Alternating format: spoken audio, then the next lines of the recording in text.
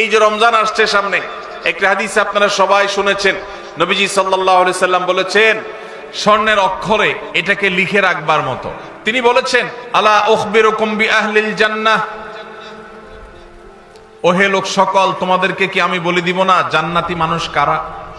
আপনারা জানতে চান জান্নাতি কারা? জানতে চান ভাই? আল্লাহু আকবার। আল্লাহ আমাদের সবাইকে জান্নাতি হওয়ার তৌফিক দান করুন।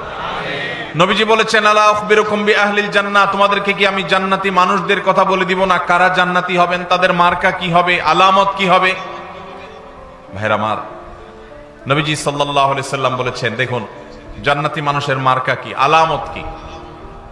জান্নাতি মানুষের মার্কা বা আলামত তার লেবাস বা পোশাকে যতটা প্রকাশিত হয় তার চেয়ে বেশি তার আচরণে প্রকাশিত হয়। নবীজি বলেছেন, কুল্লু দাঈফিন মুতাদাঈফ, প্রত্যেক ওই ব্যক্তি যে বিনয়ী হয়ে থাকে, নিরীহ টাইপের মানুষ, কেউ ধাক্কা দিলেও পারতপক্ষে পাল্টা ধাক্কা দিতে চায় না, এড়ায় চলে আসে। কেউ তাকে চরম অপমান করছে, সে চাইলে প্রতিশোধ নিতে পারে, কিন্তু মাথাটাকে নিচু করে সে জায়গা থেকে সরে যায়। এরকম লোক কিছু লোক আছে না নাই? আমাদের সমাজ তাদেরকে বোকাশোকা মনে করে, আমাদের সমাজ তাদেরকে দুর্বল মনে করে, আমাদের সমাজ তাকে নিরীহ এবং অসহায় মনে করে, বেকুব বা নির্বোধ মনে করতে পারে সমাজ। কিন্তু আল্লাহর নবী বলছেন, এই মানুষগুলো তাদের যদি ঈমান, বেসিক যে বিষয়গুলো আছে, ফরজ বিধানগুলো আছে, সেগুলো যদি তারা ঠিকঠাক মতো পালন করে থাকে, তাহলে এই লোকগুলো জান্নাতি হওয়ার সম্ভাবনা অনেক জোরালো। ভাইরা আমার, বিনয়ী বা নিরীহ মানুষ আমাদের সমাজে পরিমাণে কম না বেশি? কম। আর এর বিপরীতে একই হাদিসে নবীজি বলেছেন, আলা উখবিরুকুম বিআহলিন নার, তোমাদের কি আমি বলে দিব না যে জাহান্নামী কারা হবে, কারা জাহান্নামে যাবে, তাদের মার্কা কি বলে দিব?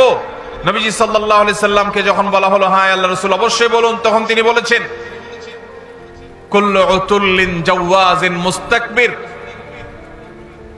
গোয়ার কিসিমের মানুষ, ঘাড় মোটা, তেড়া, রূঢ় স্বভাবের, শক্ত প্রকৃতির, দিলের ভিতরে কোনো নরম নাই, কোমলতা নাই, কোনো প্রকার বিনম্রতা নাই, মমতা নাই, যেটাকে বলা হয় শক্ত হৃদয়ের, শক্ত মনের মানুষ আছে না নাই? অহংকারী, তার ভিতরে কোনো বিনয় নাই, সব সময় তেড়া তেড়া কথা বলে, সব সময় গোড়ার মতো গায়ের জোর দেখায়, আছে না নাই? আমাদের দেশে কখনো রাজনৈতিক পাওয়ারে, কখনো টাকার জোরে, কখনো ক্ষমতার জোরে, কখনো বাপ চাচার দাপটে, মামু খালুর দাপটে মানুষ অহংকারী হয়, হয় কি হয় না? আবার অনেক সময় কোনো কারণ ছাড়াও মানুষ অহংকারী হয়। নবীজি সাল্লাল্লাহু আলাইহি সাল্লাম বলেছেন, আল্লাহর সবচেয়ে ঘৃণিত মানুষ হলো যে অহংকার করার মতো কিছু নাই, অথচ তারপরও সেও অহংকার